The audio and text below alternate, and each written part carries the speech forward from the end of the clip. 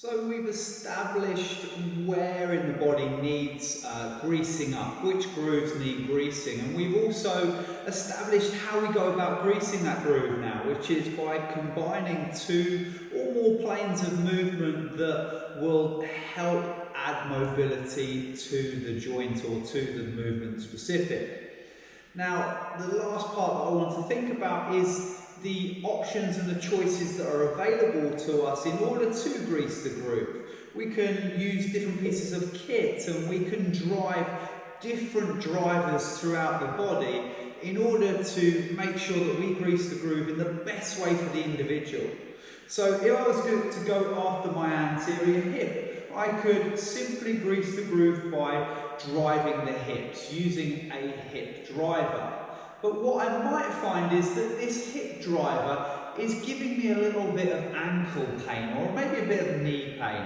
Maybe it's not quite getting the grease and giving the groove the grease that it needs. So what I can start to think about is then using another driver, a different driver, to help grease that groove at the hip. So I still want to go after the frontal plane in combination with this anterior stretch. So what I might do is I might grab my Viper, or I could use a set of dumbbells or a medicine ball, and I'm going to drive the Viper across the body and shift it through the frontal plane.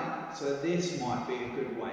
I might want to get even more frontal plane and really drive from the whole torso, going side to side.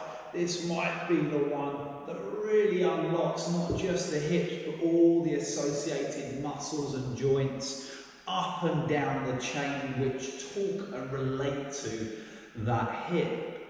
In the other instance, I might use the Viper as a bit of support here, find this position at the hip, but then gently grease the groove by actually utilising the other foot in the frontal plane by moving it side to side. I could move it side to side in the opposite direction as well, get a little bit more outside of the anterior hip. So I've got those options that I can utilise different pieces of kit. I can utilise different drivers, be it the feet, be it the hips, be it the hands or the shoulders, or maybe it's even the eyes that create the chain reaction down the body into that hip the best.